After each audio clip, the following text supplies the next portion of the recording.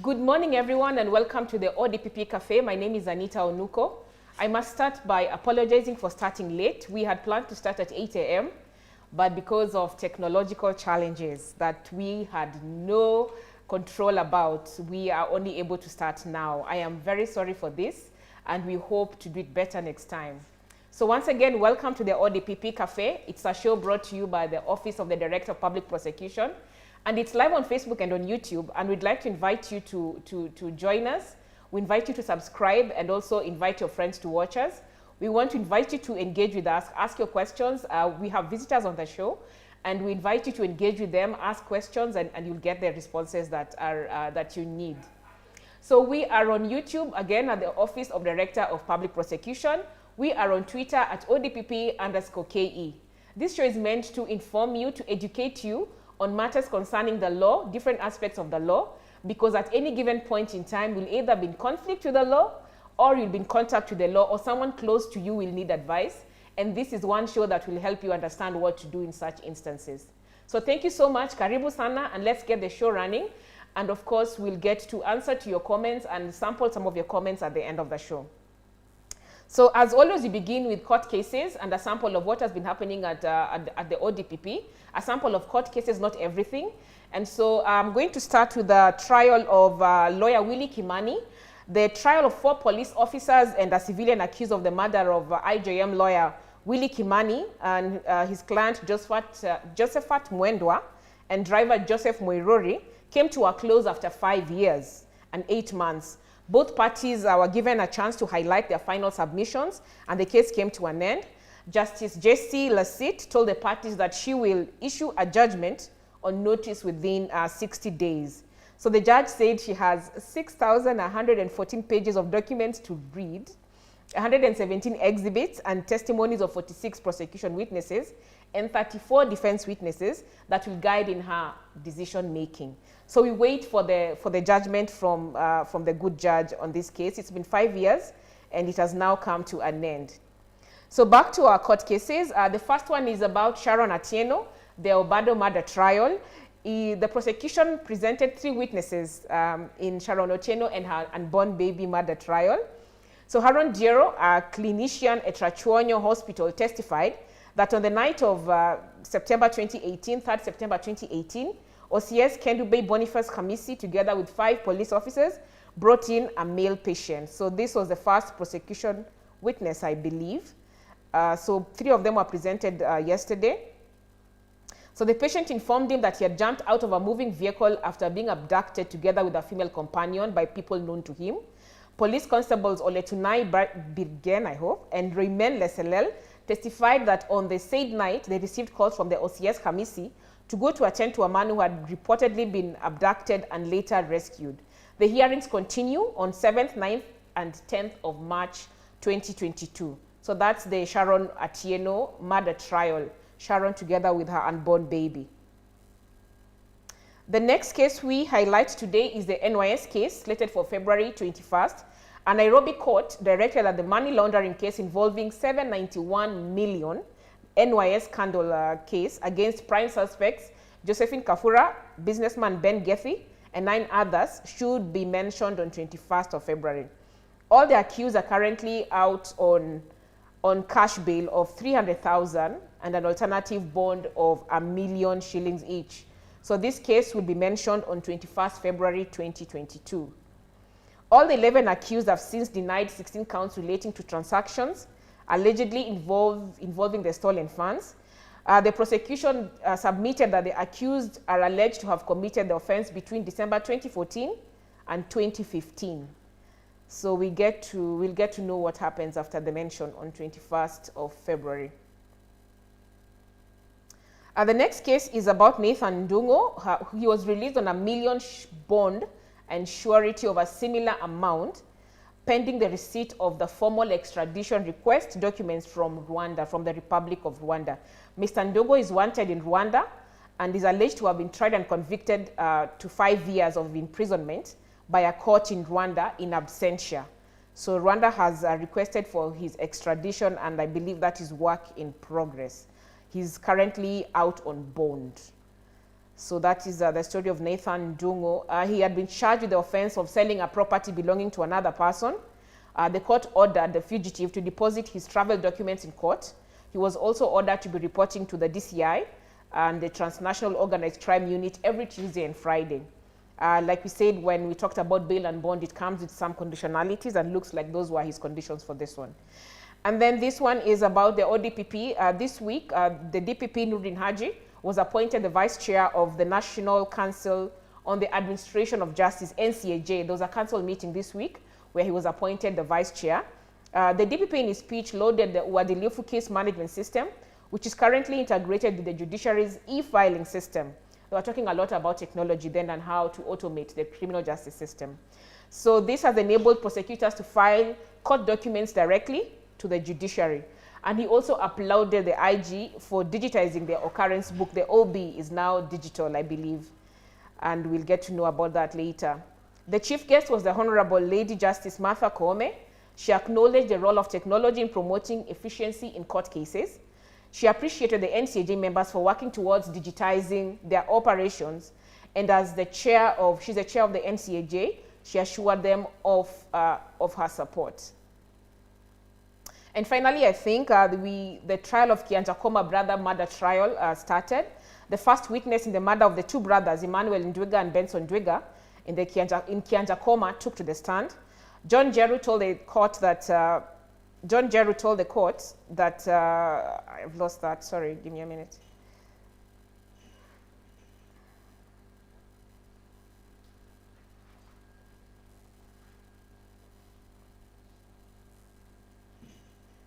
So John Jeru told the court that on August 1st last year, he, together with a friend, Chris Dunn, met up with the two brothers at a PlayStation shop in Kianjakoma.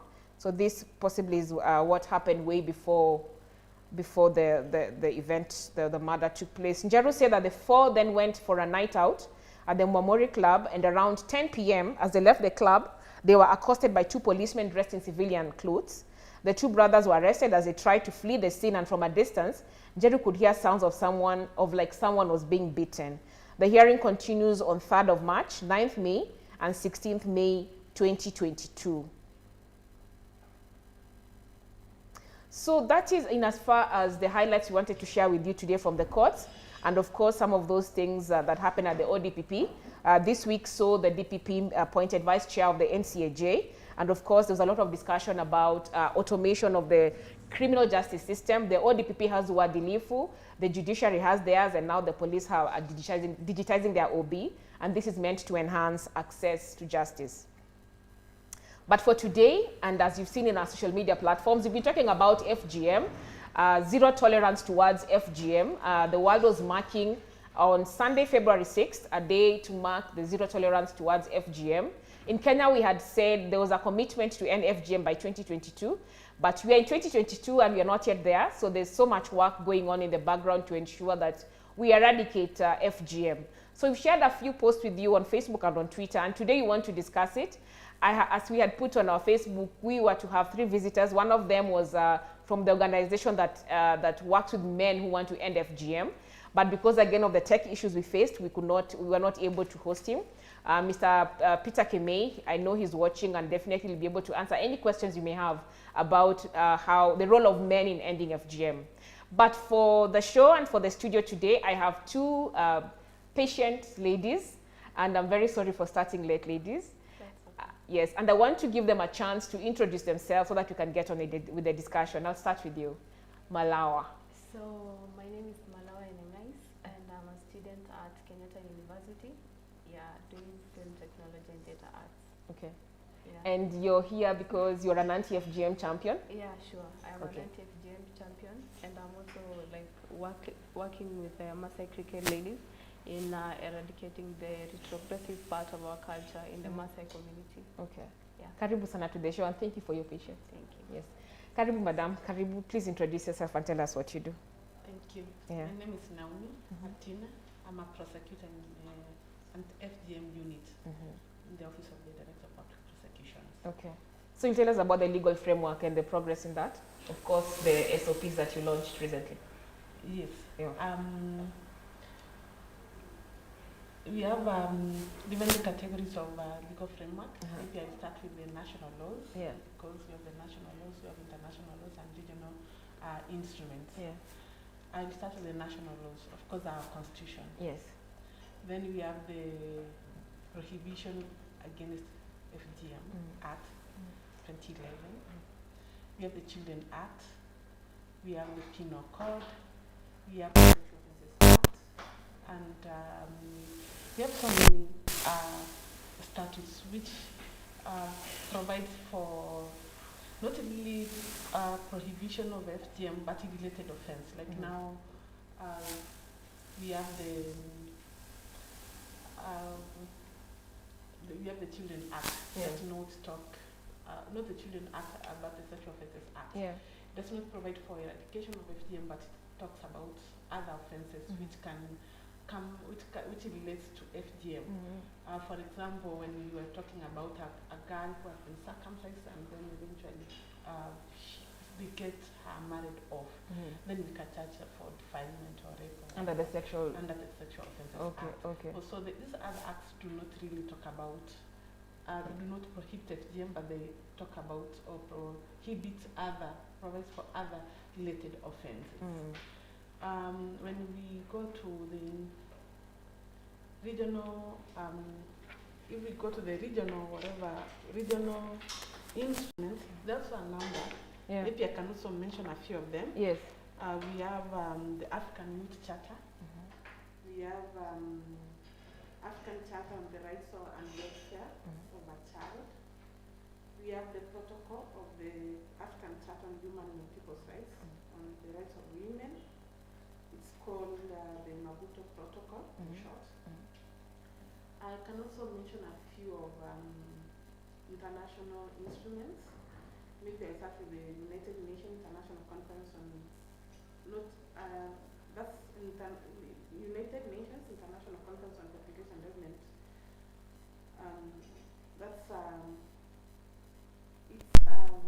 It's a commitment to zero sexual and gender-based violence. We can talk about the Convention Against Torture and other cruel and inhuman or degrading treatment or punishment. We can talk about the United Nations Convention on the Rights of a Child. I think it's very critical. Yeah. The Convention on the Elimination of all forms of discrimination against women. There is also a declaration on the elimination of violence against women. Just to mention a few, of course, I can also mention the Universal Declaration of Human Rights. So FGM is a violation of human rights? Yes, it is. FGM is a sexual, it's a gender-based gender-based violence. Violence against women. SGM is there's discrimination again in FGM. Yes, it does. G does. It does. Oh, it does. I thought it was something like an acronym for something. So how do you define FGM? What is FGM then? FGM is total or partial removal of the physical, the external genitalia of a woman or a girl. Yes. Okay. And we have different types of FGM. Yeah. We have type 1, which is, I can call it clitoridectomy. Yeah. It involves removal of partial or total removal of the clitoris or the prepuce. We also have type 2, which is also called excision. This one also involves partial or total removal of the clitoris or the prepuce, but it also involves removal, partial or total removal of the labia minora, with or without excision of the labia majora. And then we have type 3, which involves now infibulation. With infibulation, it involves narrowing of the vaginal orifice with the creation of a covering seal. We also have type 4. It's not common as such, but it is there. It involves pricking, putting an ornament like a ring. Oh. some people put some chemicals in just into narrow to change the. Oh. So there's so many things which I put then. Which one is most common in Kenya? In Kenya, I can say almost all of them. Okay, the type 4 is not common, but type 1 it is, type 2 and type 3. Okay. Type 4, it's so hard for somebody even to realize or to discover somebody's, because some of those things is you can do it yourself. Like now you go and put an ornament or a ring, it's so difficult for anybody else to even report. But if somebody puts it on you, that's an offense? It's an offense. Okay. Even putting it on yourself, it's an offense. But I'm saying it's not that common. Okay. Remember, there are other communities which it also involves even pulling of the clitoris. It has so many dimensions. Yeah, but that's now type 4. Okay. All right. Malawa. Yes. Karibu to the show once again. Thank you. And we just want to know your story. Yeah. And first of all, before you start, what are the reasons given in your community for FGM? So the reasons given is that a man, like FGM is a rite of passage from childhood to adulthood for a girl. So you have to undergo FGM for you to be respected, for you to be noticed as an adult in our community. So, for example, the other reason is that men are not allowed to marry uncut girls. So if you're a man in the Maasai community, you definitely know that you'll have to marry a girl who has undergone FGM. So if you have not undergone FGM as a girl in the community, you'll not be respected. You'll be viewed as immature in the community and as an outcast in the community. Yeah. So is there like a mark? How do you know you're marrying a cat girl? Is there an identifier? News spread and people will know your family. If you have not undergone FGM, people will know because people will be talking about it, and this is just a village or a community. So people will definitely know. Yeah. And just for clarity, you haven't undergone FGM? No, I haven't. Now you tell us your story. How did you survive that? So, first of all, let me just say that I have 4 sisters and 4 brothers. So all my 4 sisters have undergone FGM, and I am the only one who has survived, who has not undergone FGM. So actually, how are you the miracle? It's because actually I am the last born, and I got the chance that cricket was introduced in our village, and hence the Maasai Cricket Warriors was formed, of which my brothers were involved in it from back then when we were in primary school. So that is years later when cricket was introduced that they got to form the Maasai Cricket Warriors. So they made it to to be as a form of ending the retrogressive part of our culture, like the early marriages, the FGM, and also empowering the girl child in the society. So growing up, seeing what my brothers are doing, it really empowered me, and I didn't want the same to happen to me like my sisters. So, and also like seeing the girls undergoing the cut. You know, in the Maasai community, when the girl is being cut, you are expected to go and watch. Oh, it's a public event? Yeah, it's a public event. It's done like outside your door. So like the other girls are expected to go and watch. I learned something. So it was really, so it was really painful, and you know, these girls are even sometimes taken without their consent. So it was really so heartbreaking and traumatizing for me. So later on, in 2013, when my brother founded the Maasai Cricket Ladies, we also got our voice for us ourselves as girls to fight for our rights as girls. So I got to be one of the members in the team, and I'm the captain of the Maasai Cricket Ladies. Nice. So I got the chance to fight for myself as well as the other girls in the community. So So you said no, or someone said no on your behalf? At first, I was depressed because I didn't want the same. You know, in the Maasai community, after you undergo the cut, you have to be given out. Because people will be viewing you as mature, and men will be wanting to marry. Yeah, men will be wanting or coming for proposals and such. So, at first, what is the age, the minimum age? Like, how young are these people, these girls who go for support? It can start from 12 and on, let's say from 12. Yeah. So like see how the girls were going through in the community, what was happening to them, their lives are shattering, and then they don't have, you know, for me, I had an insight of how I wanted my life to be. I didn't want the same life as my sisters who were taken out of school, cut, and then given out. I didn't want the same to happen to me. So okay, it started with me not wanting to undergo the cut, but again I got the support from my brothers because they formed the Maasai Cricket Warriors who were fighting for the girls' rights in the community. So yes, I got the support from my brothers, but then again we formed the Maasai Cricket Ladies, which was founded by my brother. So yeah, we got the chance to fight for our rights also. So your father agreed not to? Finally. He finally agreed. Otherwise, he made so many mistakes earlier. I don't blame him because it was the culture, and he didn't know what he was doing. But at least he made something right. Yeah, definitely. There's always a chance to make things right. Yeah. Wow, that's quite interesting. Then I mean, so you're viewed as not. If you go to where culture is practiced in Maasai, you're not viewed as an adult. I am still a child. I'm very old. No, don't look at my face, but I'm very old.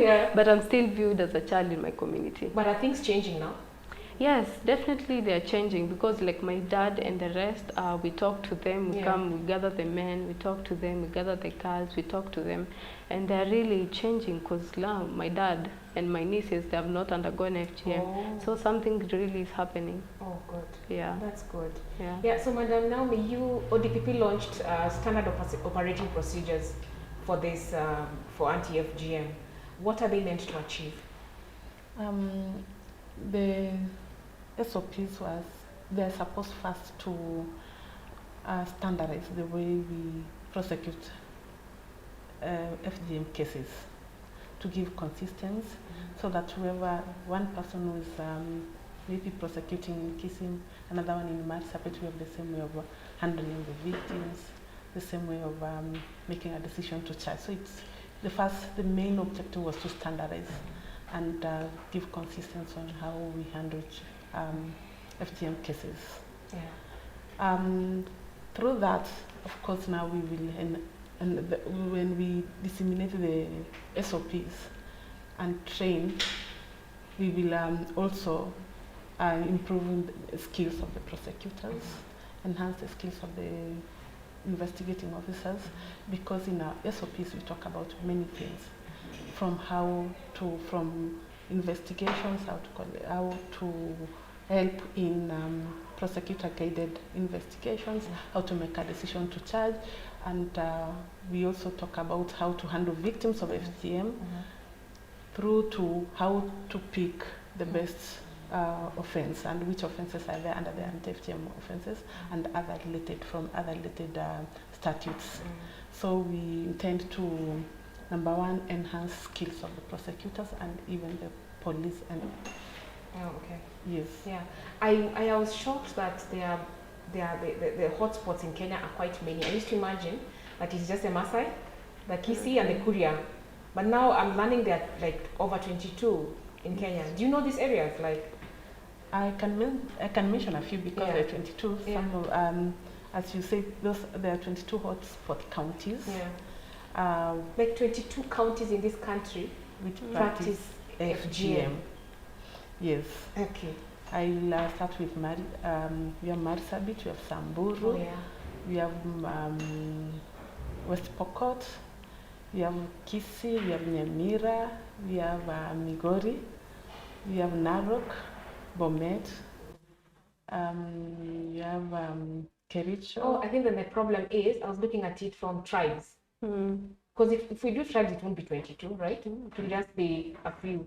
Because now if you look at Bomet, Kericho, we have Baringo. The same. So we are not looking at tribes, but hotspot counties. 22 hotspot counties.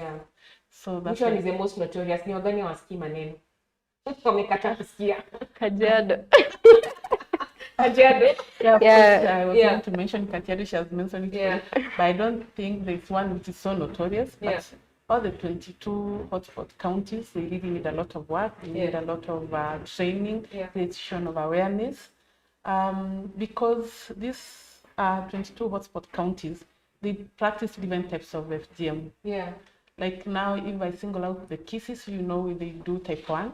And also, type 1 was which one? You know, we are talking to people who maybe have lost the chat on the video where you talked about type 1. Type 1, it's where you remove partial or total removal of the clitoris and the prepuce. That's type 1. That's type 1. And what is the reason? Why do they do that? Is it just culture? Some communities say it's okay. It's culture. Some they say it's a rite of passage. They say a woman who is not who's uncut is still a child, as she said. Yeah. There's also an issue that when you are uncut, you are promiscuous, you are unclean, and so many other reasons, depending from one community to another. Yeah.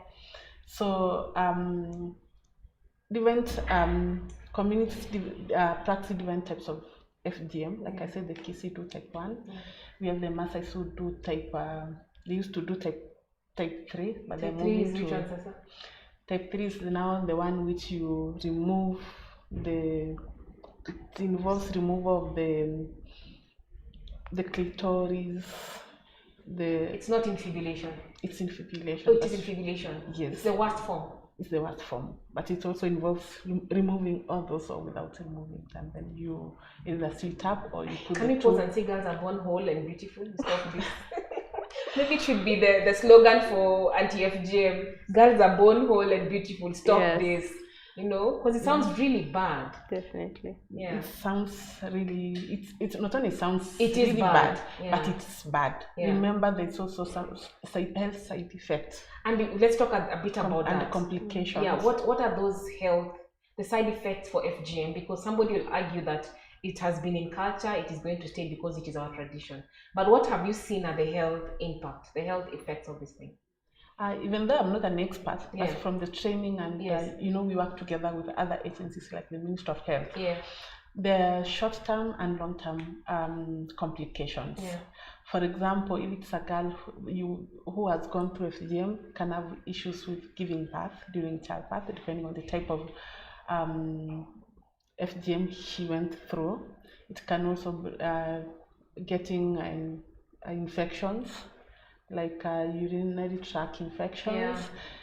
Remember also, it can also spread other sexual transmitted diseases like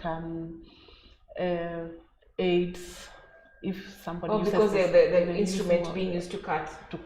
And the healing process may not be clean. Yeah, there are people who develop what they call keloids. You know, keloids meaning? Maybe it's a kind of a fresh, like tissue which forms.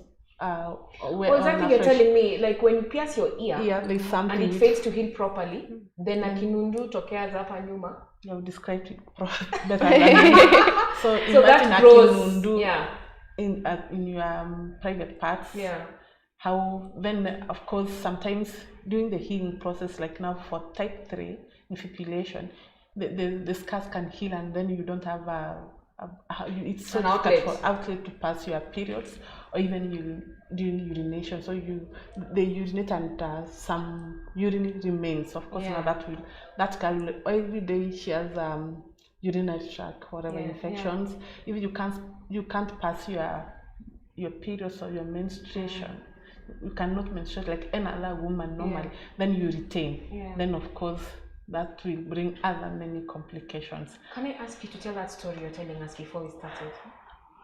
Which one was this? The one about a case you handled about a woman who was not married, and it is her nephew. No, it wasn't a case I handled. It's a case somebody told us of an aunt who was like an outcast because she was not married, and everybody used to fear this lady. What we are told is that this lady, when she was going through FGM, she developed a keloid. The kinundu you are talking about. The growth. The growth, yes. Yeah, so when she formed that kinundu or the growth in her genital, then of course she will not live a normal life. Imagine when now she got married, the husband was like, oh my God, what is this? Yeah. It's always a big thing covering the orifice of the vaginal orifice. So she was returned back to her village. And then, of course, she got married again. The same thing happened to her. Did she know what was happening to her? Of course, it's we are talking of a lady who is now in her 60s. Yeah. Of course, she knew, but she was not able to talk about this. Oh, yes. Most communities, people don't talk about FGM. It's a topic which people don't sit down and now start talking about the side effects and whatever. It's something which is thrown about to talk about genital organs. So she did not share it with anybody, but a few people, maybe those who are close to her, knew what was happening. Yeah. But imagine when you get married and your husband sees this for the first time, she has never heard of what happens in FGM. She knows people go through FGM. Of course, you say, no, I will not have this lady as my wife. So she went back home.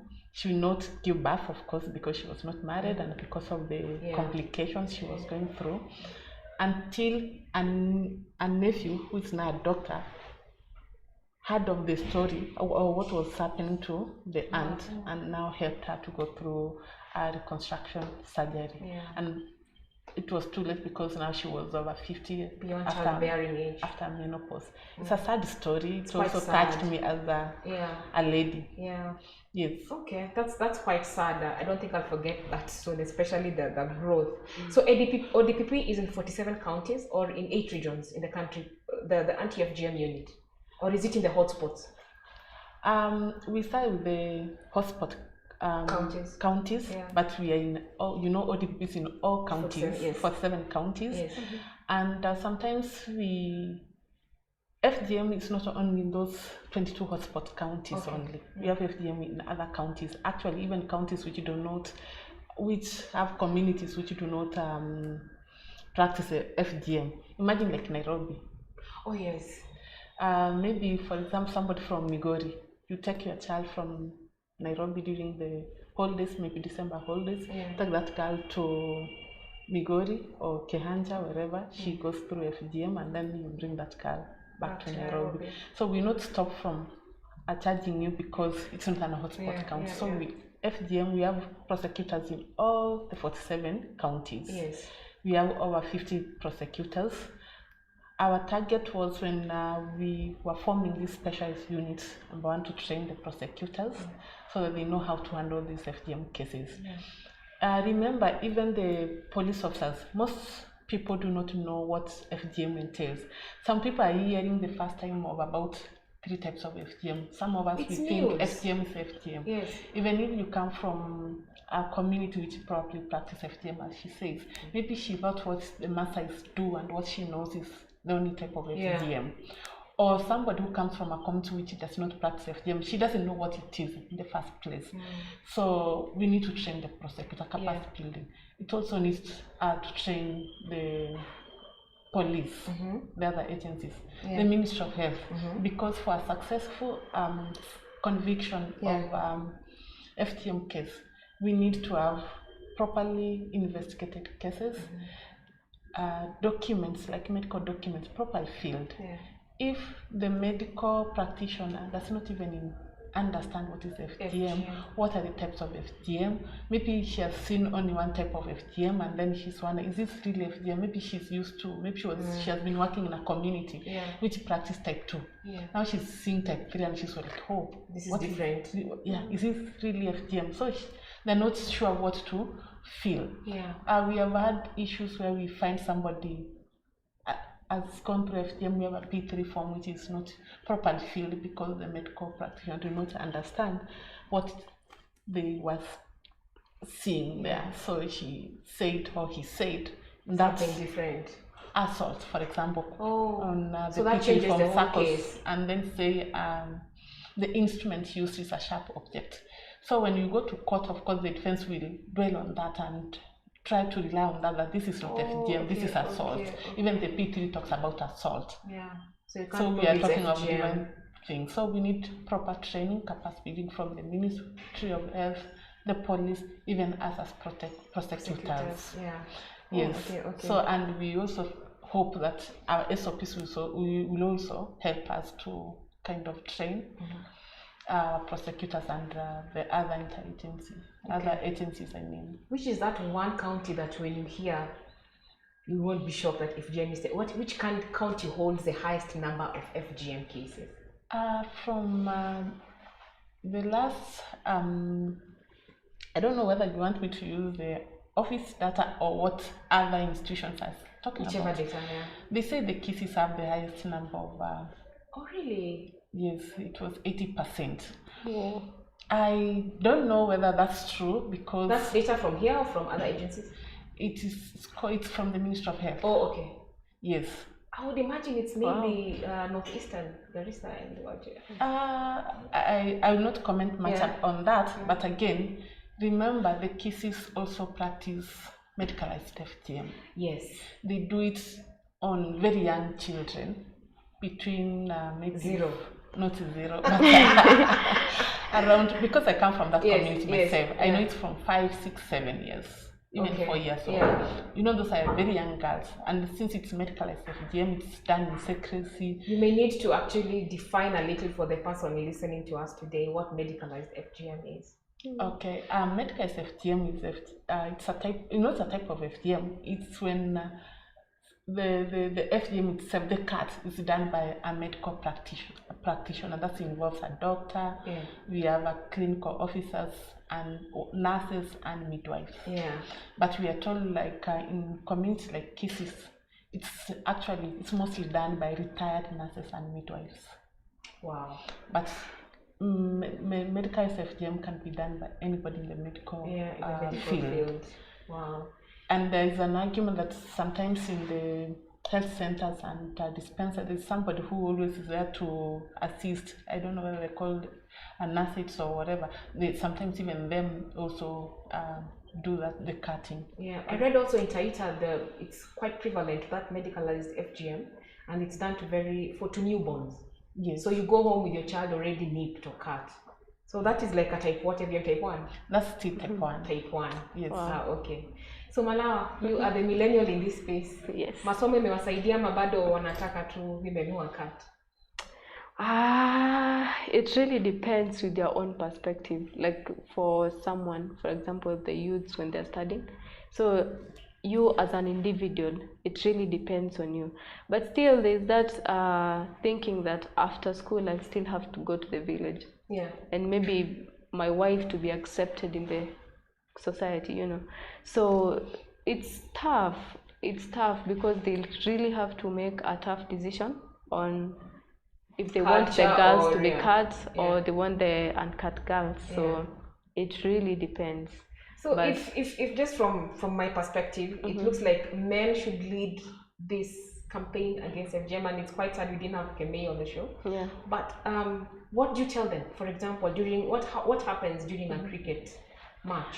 Oh, so we gather people together. For example, we go to the schools and then we play with the kids, and then afterwards we teach them on the effects of FGM and early marriages, and we empower the girls, or we just go to the different centers. And then when we are playing, you know, cricket is not a very famous game in Kenya. No, it's not. So people will be wanting to see and to watch and see which kind of game is this. So they will come and join playing, or others will come and watch. So we'll just take that opportunity to talk to them about the problems happening in our community, like FGM. Okay. Yeah. So do you have successes? Are you making progress? Yes, we are making progress because girls are listening, girls are getting empowered, and the cases like in my community, they are reducing. And now when you undergo like FGM, when you try to cut your girl, you'll be reported and you'll be imprisoned. So it's really happening, it's helping, but you know, it also depends on your own decision as a girl, because others will still be sticking to their community as culturally and stuff. So it really depends also on you. Oh, okay. But it's really helping. It is helping. Yeah. And the mothers and the fathers? Because imagine a 12-year-old going home to say Ministaki. It's helping because we also refused. So it's helping, but you know, like other girls, like even when you undergo like the trainings, we cheat them, there are still others who will go to get cut, or it will be like their own decision to be cut. So you can't force someone. You can't really force someone unless the government does. Yeah, but the government say you can't even cut yourself. You can't make the decision to cut yourself? As I said, we have so many, the legal framework from the international, regional, and the national legal framework. Our constitution itself prohibits FGM. Yeah. We have the Prohibition of FGM Act 2011, which prohibits FGM. It has a number of offenses, which involves even procuring FGM on yourself. Oh. So the government has already stopped even doing cutting yourself. Yeah, yeah, don't try. Yes, and even forcing somebody to go through FGM, using derogatory or abusive words against somebody. That's something also which makes somebody to go through FGM. Even hate speech, does it fall under hate speech? It's an offense under FGM and the Prohibition of FGM Act. Yeah, like imagine, I'm just thinking right now, if I'm campaigning, say, in Kisi, and somebody says, Shuka wewe hujakatwa, can I report that person? It's an offense under FGM Act. Okay. Yes. Wow. So then even Medicalized Fgm, it's an offense under FGM Act. Okay. So we have so many offenses under Are you talking to these doctors and nurses? I mean, after going through school like that, you worked, you're retired, why would you want to go and do this on a child? I think after the president's commitments to end FGM 2022, we have seen a lot of efforts by the government, the Anti-FGM Board, creating awareness, and even the ministry is not behind. I cannot speak on behalf of the ministry, but I know some efforts because we sometimes have workshops together, we have other activities together and functions. What I know for sure is nobody goes to a medical school and they're trained on how to cut, do circumcision. And there's no, in the curriculum, there's nothing like that. So it's just a person. It's traditional. Not really. It's ethic. It's about your personal ethics. Yes. Because I guess people who do not come from such communities who practice FGM, but they still cut scars or practice medicalized FGM by cutting. And because they are nurses, maybe you are working in a community which practice medicalized FGM, and somebody comes and tells you, I'm going to pay you. Because you want that money, you do FGM. So the last thing I heard about the ministry saying they were trying to incorporate some of this into their curriculum, saying it's unethical. And the policies, they're coming up with policies and training manuals for the doctors. As I said, I'm not talking on behalf, but I'm aware of that. You're aware of that, So many government institutions are coming out to assist in the fight against FGM, including our office, of course. Including the ODPP. Yeah, so Mala, what are the rites of passage that are not, what happens if you don't go through FGM? Are there other rites of passage you go through? We used to have, nowadays we have the trainings, for example, from AMREF, where you get like the girls are trained. I underwent the training when I was young, but seems like you have to grow so fast because you were the last one. I underwent the training when I was young, where like, you know, we have the shukas that they wanakuvalisha after you undergo FGM in the Maasai community. It's either a black shuka or a green shuka.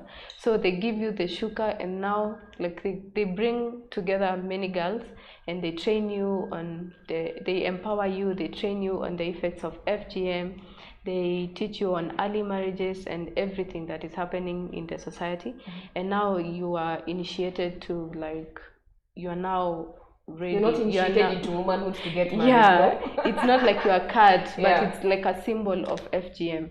So after the training, you're given a certificate, and now you're so like. Are there husbands who accept the certificates? As I said, it really depends on you. I'm just imagining your age mates. Boys, young men your age. Do they recognize these alternative rites of passage? Nowadays, it really depends on your own perspective as an individual, because others are learned and they understand and they want to understand and they want to be like open-minded and they want to understand on the effects of FGM, but others are still rigid about the culture and the practice. So it really depends on you yourself, but mostly a lot is changing in our society. Yeah, but then you find that also the girls, like my friends, we underwent the training together, but still some of them still went ahead and they were cut. You got the cut? Yeah, sure. Out of their own volition? Their own will. So as I said, it really depends on yourself and where you stand at. Yeah. Yeah. Oh wow, that's quite serious. Yeah. Yeah. So Naomi, what do you look for in evidence when you get an FGM case? Okay. First, the investigations are done by the police. Yes. Even though sometimes as prosecutors we guide in such investigations, but in not all cases where they need our assistance, sometimes they are assigned a prosecutor to guide them. So when I'm looking at the evidence, I look for first. It depends on which offense has been committed, because as I said, the Prohibition Against Fgm Act, it has many offenses. Oh, so you look at the case and decide where whatever you've been brought to, where it falls. First, I look at the statements of the witnesses. It can be even attempted. Yeah. It can be maybe procuring FGM on yourself.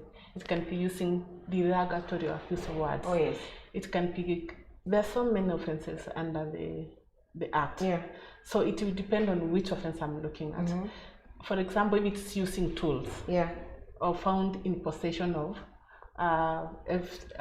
tools used to conduct FGM or to cut, then I will look at is there a connection between this tool and somebody who has gone FGM or with an offense of FGM. For example, if it's a knife, which is alleged to have been used to cut somebody, a girl or a woman, then probably we look at the DNA. We'll advise the police to match the DNA of the blood which was found on that knife. Even if it's years later? No, it now depends on the time again. It also depends. That's what I'm saying. It's case to case. It will depend on the circumstances.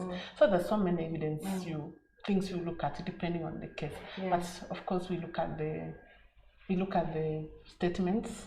First we will have to look at the statements. Yeah.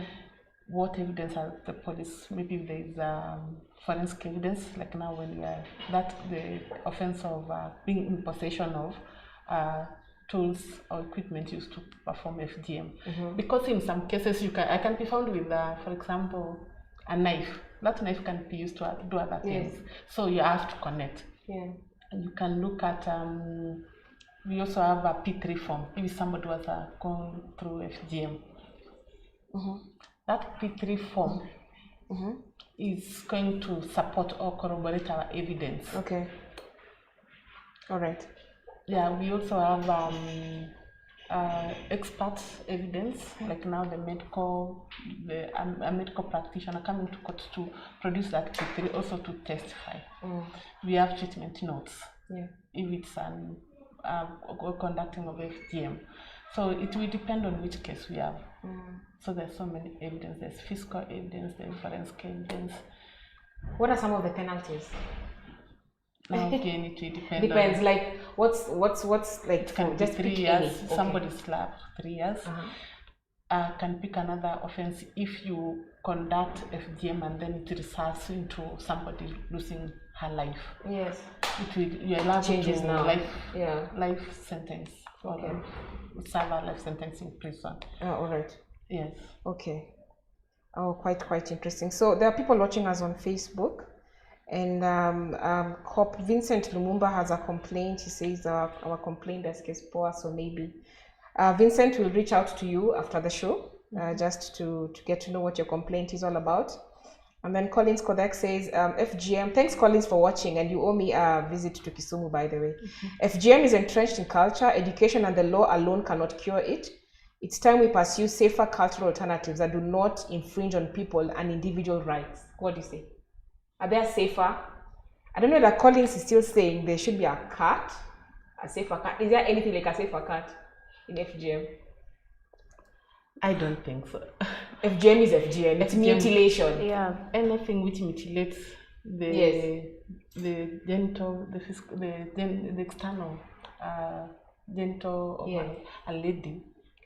That includes girls and women, because we have girls and we have women who are even at 40 who undergo FGM. For me, it's still FGM and it's prohibited. It doesn't matter whether I consented to it. That's why we charge even adults. Yes. Because your consent is immaterial. So Collins, there is no safer cultural alternative, just a rite of passage like the one Malawa says AMREF conducts. So I don't think there's anything safer with FGM. It's all bad.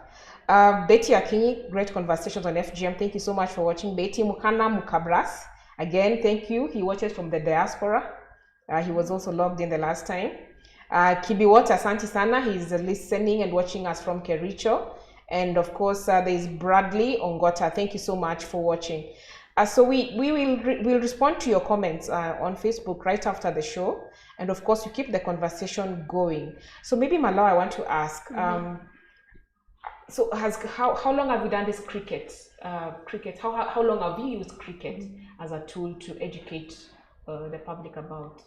Since 2013. Okay. But now you don't get the whole, like, from 2013 up to now, because I'm still a student, so we do it during the holidays. So since 2013 up to now. Yeah.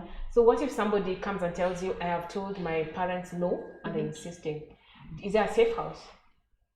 Okay, we don't, but we have connections. Yeah, but still we'll report the case to the police. To the police investigation. Yeah. Does it become a problem when you say no, and then the police get involved, and then you have to go back home? I'll tell you a short story. Please, I like stories. So there was this one time that a girl was being forced to undergo FGM in our village. Yes. So it was really against her will, because she came and reported to my brothers when when there was no the Maasai cricket ladies, when it was just the Maasai cricket warriors.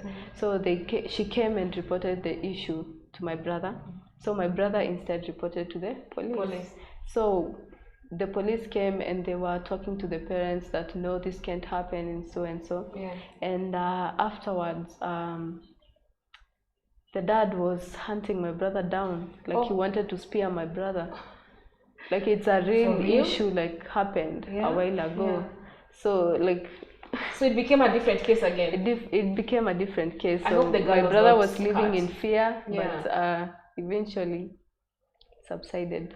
Is there political will to educate people against FGM? Are the political leaders in your area also educating? Are they involved in this campaign? Okay, I wouldn't really say involved, but if there is any form of FGM that is being planned to happen in the community, you just report to the chief, and the chief and the government. The government will work. Okay. So Naomi, can I as a person in danger call ODPP and say, I am in danger, I know my parents are about to do this to me, help me? Will the ODPP swing into action? Yes, we can. As I said, we have a specialist unit. We have local people who to contact. That's why we have a specialist unit. For example, if it's Nairobi, you call the in charge of the FGM unit, or you call the office, you'll be referred to her.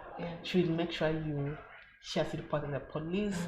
Plus, with maybe there's rescue centers to make sure you. So there are rescue centers. There are very few. Private owned or government owned? Private. Okay. Yes, but in other counties they use schools, because you see FGM is also done during school holidays.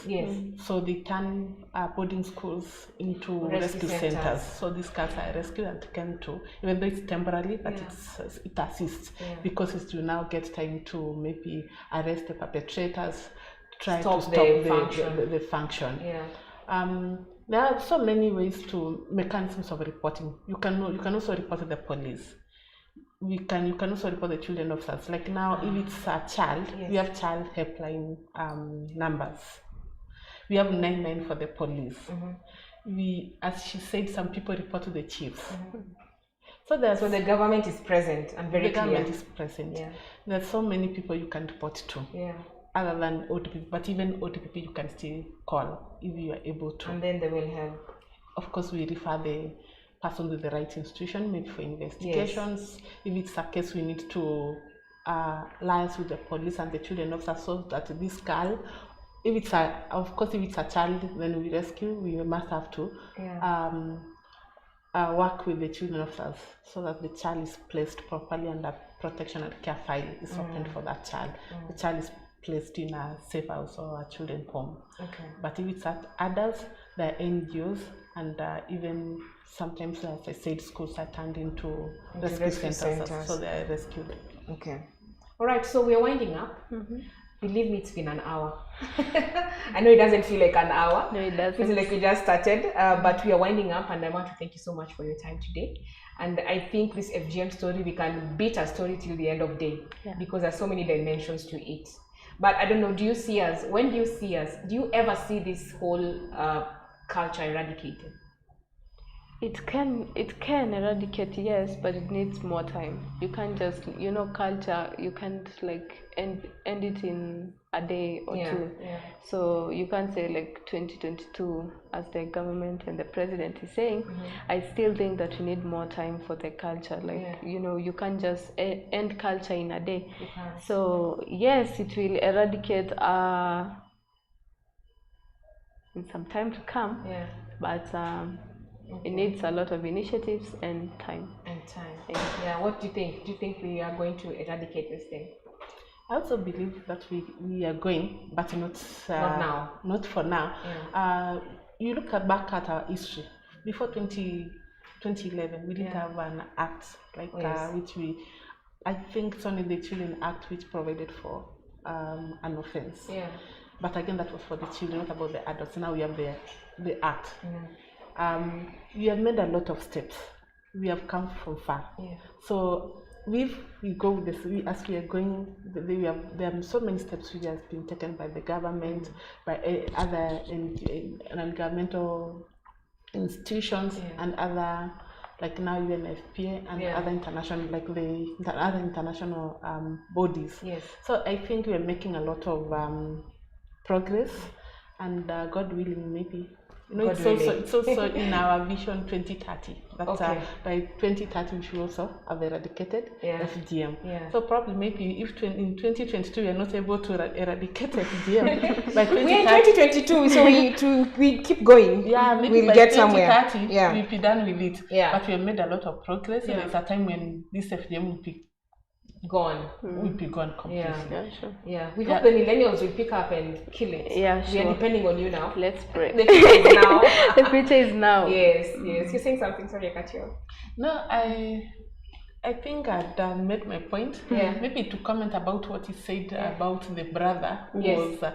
That's how now the community, the hostility from the community, that's also now even has an implication to us as prosecutors. Yeah. That means that when somebody's, you fear that if I report, the community will come after me. You not report. Yes. So we have poor reporting. Yeah. That's one of the challenges I wanted to pick. But of course we have other mechanisms like witness protection. Yeah. We sometimes liaise with the police. We make sure that those witnesses are protected. Yeah. But we have so many other challenges as office. Okay. I picked on that one because you mentioned there's that hostility. That's one of our challenges. So thank you so much. I have to close. Unless I'm going to get into trouble because of time. And definitely can tell these stories over and over again. Yeah, sure. Keep doing what you're doing. Slowly change will be seen. The effects will be seen. Don't get tired. No, help girls, as you do that.